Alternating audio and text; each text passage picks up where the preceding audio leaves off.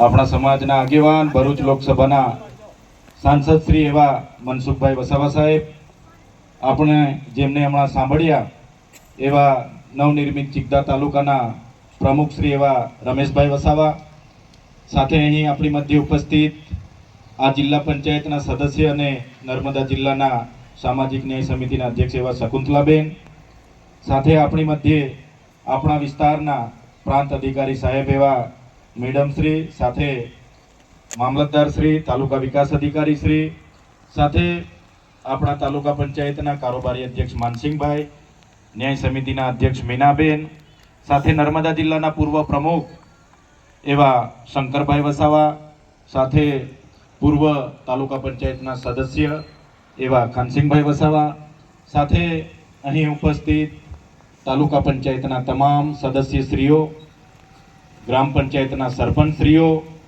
સાથે ભારતીય જનતા પાર્ટીના પ્રમુખશ્રી અને મારા સાથી અને નર્મદા જિલ્લાના આમ આદમી પાર્ટીના ઉપાધ્યક્ષ એવા દેવેન્દ્રભાઈ, સાથે મોટી સંખ્યામાં અહીં ઉપસ્થિત ગામના અને આજુબાજુ ગામના વડીલો, યુવાનો, માતા બહેનો અને ખૂબ મોટી સંખ્યામાં તમામ શાખાઓમાંથી અહીં ઉપસ્થિત થયેલું વહીવટી તંત્ર, જેમાં તલાટીશ્રીઓ, આંગણવાડી વર્કરો, આશા વર્કરો, આરોગ્ય વિભાગના કર્મચારીઓ, સાથે પોલીસ અધિકારીઓ, ફોરેસ્ટ અધિકારીઓ, તમામ લોકો આજના કાર્યક્રમમાં પધારેલા છે. સૌને મેં નમન કરું છું અને સૌને હું જોહાર કરું છું. સાથીઓ, આજનો કાર્યક્રમ એ ભારત સરકારે નક્કી કરેલા માન્ય દેશના વડાપ્રધાન શ્રી નરેન્દ્રભાઈ મોદીજીના 12 વર્ષનો કાર્યકાળ પૂરો થયો છે. એને અનુસંધાને 8 તારીખથી લઈને 18 તારીખ સુધી સમગ્ર દેશમાં અનેક વિવિધ કાર્યક્રમ યોજાઈ રહ્યા છે. થોડા દિવસ પહેલા ચિકદા તાલુકાનો નાલંદા આશ્રમ ખાતે સામાજિક વનીકરણ અને વન વિભાગ દ્વારા વૃક્ષારોપણનો કાર્યક્રમ હતો. આજે જનકલ્યાણ શિબિરનો કાર્યક્રમ છે. એ જ પ્રકારે અનેક વિભાગોને લઈને રોજના કાર્યક્રમો થતા હોય છે. ત્યારે આજે આનંદ થાય છે કે ખૂબ મોટી સંખ્યામાં લોકો આ કાર્યક્રમનો લાભ લેવા માટે અહીંયા ઉપસ્થિત થયા છે. કાર્યક્રમનો મુખ્ય હેતુ છે કે તમામ તાલુકાની તમામ શાખાઓ જ્યાં પણ કાર્યક્રમ હોય વિસ્તારમાં જઈને કોઈને વૃદ્ધ પેન્શન ના કાગળિયાની જરૂર હોય, વિધવા પેન્શન, જાતિના દાખલા, આવકના દાખલા, કોઈને વારસાઈ કરાવવું હોય, કોઈને નામ દાખલ કરાવવું હોય, કોઈને આવાસનો હપ્તો બાકી હોય, કોઈ વ્યક્તિને કોઈ પણ યોજનાનો લાભ લેવો હોય, એની માર્ગદર્શન પણ તમને આ તમામ વિભાગના લોકો આપશે. સાથે સ્વાસ્થ્યને લગતી કોઈને ચેકઅપ કરાવવું હશે તો સ્વાસ્થ્યની પણ ચકાસણી કરશે અને જે પણ નાની મોટી બીમારીઓ કઈ નજરે પડશે એનો રિપોર્ટ આપશે, એની દવા આપશે. તમામ પ્રકારનું કામ આજે અહીંયા તમામ શાખાના અધિકારીઓ તમને કરી આપશે અને માર્ગદર્શન પણ આપશે. આ કાર્યક્રમનો હેતુ સરકારશ્રીની યોજનાઓ છેવાડાના વ્યક્તિ સુધી પહોંચે, કોઈ પણ વ્યક્તિ યોજનાથી વંચિત ના રહી જાય, એના માટે આખા જિલ્લાનું વહીવટી માળખું સાંસદ સાહેબ, અમે ધારાસભ્ય તરીકે અને તમામ ચૂંટાયેલા પ્રતિનિધિઓ આપણા ગામને મધ્ય આવ્યા છે. એટલે વધુને વધુ લોકોને મારે વિનંતી છે કે બધા જ લોકો તમારી જે કઈ સમસ્યા હોય, કાગળમાં, નામમાં સુધારા વધારા, આધાર કાર્ડ લિંક કરાવવાનો હોય, કેવાયસી કરાવવાનો હોય, રેશન કાર્ડનું કામ હોય, આપણા જ ગામમાં બધા જ અધિકારીઓ આવ્યા છે. એટલે બધા જ પોતપોતાનું કામ કરાવી લેજો. એટલે મારો કહેવાનો મતલબ, ઘણી યોજનાઓ એવી છે કે આપણે સુધી પહોંચતી નથી. એનો અર્થ એવો થાય કે આપણે જાણતા નથી. કોઈને પિકઅપ જોઈએ છે કે ભાઈ મારે માલ સામાનનો વાહતુક કરવાનું છે, મારે શાકભાજી સુરત પહોંચાડવાની છે, તો પિકઅપમાં પણ સબસિડી છે. તમામ યોજનામાં સબસિડી છે. ખેડૂત માટે સ્માર્ટફોનની પણ સબસિડી છે. ખેડૂતે ખેતીવાડીની યોજનાઓ જાણવી છે, માહિતી મેળવવી છે. વરસાદ ક્યારે આવશે, આ સિઝનમાં કયો પાક કરવાનો, આ રોગ આવ્યો છે એમાં કઈ દવા છાંટવાની, એના માટેની માહિતી મેળવવા માંગતા હોય, એની માહિતી આપવાના વૈજ્ઞાનિકો પણ બેઠા છે. અને એના માટે સ્માર્ટફોનની પણ જોગવાઈ છે. સ્માર્ટફોન ખેડૂતના મોબાઈલમાં વોટ્સઅપ બધા વિડીયો આવે, યુટ્યુબ આવે, એના માટે ખેડૂત ખાતેદારને સ્માર્ટફોનની પણ જોગવાઈ છે. એટલે આવી બધી યોજનાઓની માહિતી આપવા માટે આપણા વચ્ચે અધિકારીઓ છે, જીઈબીના અધિકારીઓ છે. કોઈને ખેતીવાડીની લાઈનનું કંઈ અટક્યું હશે, કોઈને કોઈ તકલીફ હશે તો એની પણ જીઈબીના અધિકારીઓ માહિતી આપશે.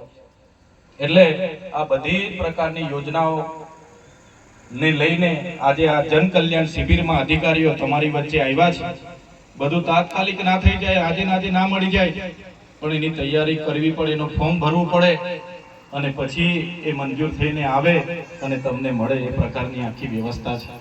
ત્યારે આ કાર્યક્રમ થકી તમારા મધ્યમાં અમે આવ્યા છે. છેવાડાના વ્યક્તિ પણ આનો લાભ લે એ હેતુસર આ કાર્યક્રમ સરકારશ્રીએ નક્કી કર્યો છે. સાથે સાથે આજે મંચ પર આપણે બેઠા છે, આપણા સાંસદ સાહેબને પણ સાંભળવાના છે, એટલે વધારે હું નહીં બોલીશ, પણ બીજી વાત હું કરીને જામ કે આપણે જ્યાં પણ છે, માનો કે અમે બધા ચૂંટાયેલા પ્રતિનિધિ છીએ, અમારી જવાબદારીમાં આવતું હોય એ નૈતિક જવાબદારી અમારે અમારા પદ પરથી નિભાવવી પડે. એ જ પ્રકારના અહીંયા શિક્ષક મિત્રો બેઠા છે, શાળા પરિવાર બેઠો છે, એની જવાબદારીમાં સારું શિક્ષણ આપવાની જવાબદારી છે, એમણે સારી નૈતિકતાની જવાબદારી નિભાવવી પડે. એ જ પ્રકારે તલાટીઓ છે, ગ્રામ સેવકો છે, મામલતદાર, ટીડીઓ છે, એમની જે જવાબદારી છે એમણે નૈતિકતાથી નિભાવવી પડે. તમામ અધિકારીઓ, પદાધિકારીઓ નૈતિકતાથી જવાબદારી નિભાવે.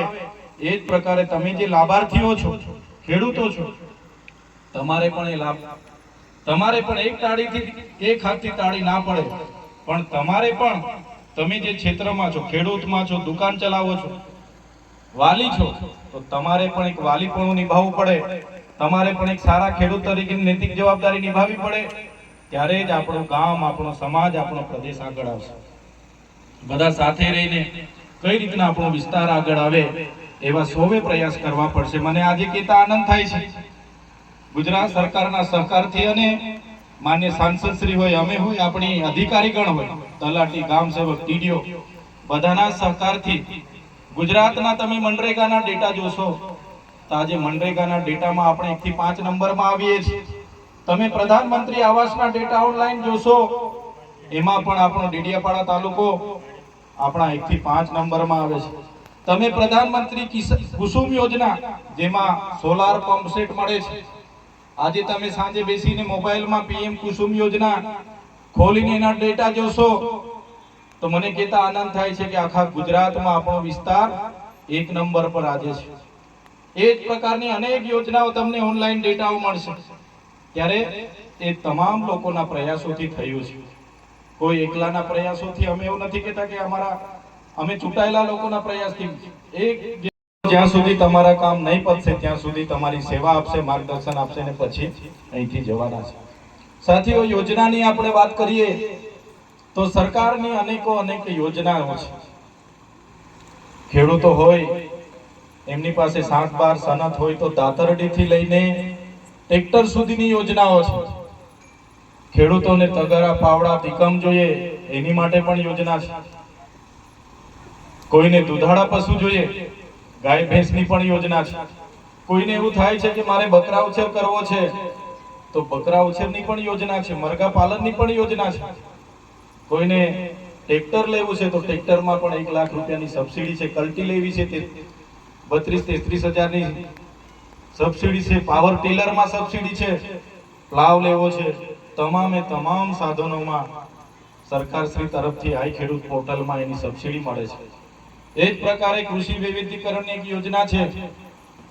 કોઈને ખેતીવાડીની કીટ જોઈએ કે ભાઈ સગવડ નથી, મારે ખેતીવાડીમાં વૈવિધ્યકરણમાં લાભ જોઈએ છે, એમાં પણ કોઈને કપાસનું બિયારણ જોઈએ, ડાંગરનું બિયારણ જોઈએ, શાકભાજીનું બિયારણ જોઈએ, ખાતર, દવા સાથે એની પણ યોજના છે. કોઈને વેલાવાળા શાકભાજી કરીને માંડવા બનાવવાના છે, એની પણ યોજના છે.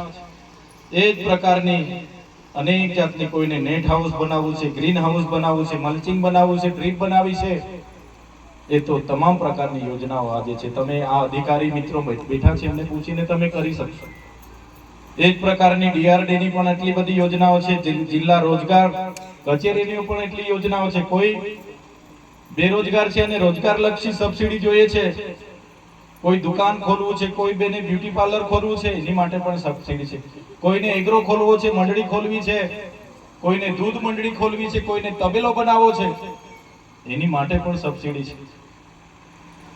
એ જ પ્રકારે કોઈને સીવણ મશીન જોઈએ છે, કોઈને કોમ્પ્યુટરની તાલીમ લેવાની છે, કોઈને શેરડી પિલાણનું મશીન જોઈએ છે, કોઈને સલૂન ખોલવું છે, વાળ કાપવાના સાધનો જોઈએ છે, કોઈને કડિયાના મિસ્ત્રીના તમામ પ્રકારની સહાયો આજે સરકારશ્રીમાંથી યોજનાઓ છે એમાં મળી જાય છે. તમને શું જોઈએ એનું માર્ગદર્શન આજે આપવા માટે અધિકારીઓ આવ્યા છે.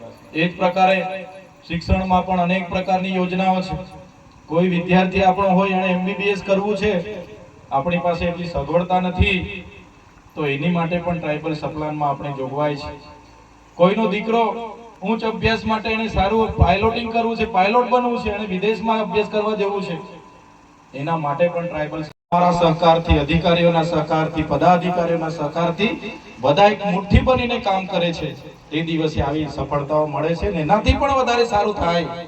આપણા વિસ્તારમાં હજુ 2-3 સમસ્યાઓ છે, કુપોષણની સમસ્યાઓ છે, સિકલ સેલની સમસ્યાઓ છે, પણ એ અવિરત ચાલતી પ્રક્રિયાઓ છે. એમાં એને પણ નિવારણ કરવું હશે, આપણા ક્ષેત્રને સારા શિક્ષણમાં લઈ જવું હશે, આપણા વિસ્તારમાં કૃષિ ક્ષેત્રે ક્રાંતિ લાવી હશે, શિક્ષણ ક્ષેત્રે ક્રાંતિ લાવી હશે, રોજગારીમાં પણ આપણા યુવાનોને સારી રોજગારી મળે, નોકરી મળે, ભરતીઓમાં પાસ થાય, એ પ્રકારની જો ક્રાંતિ લાવી હશે તો બધાય સહિયારો પ્રયાસ કરવો પડશે.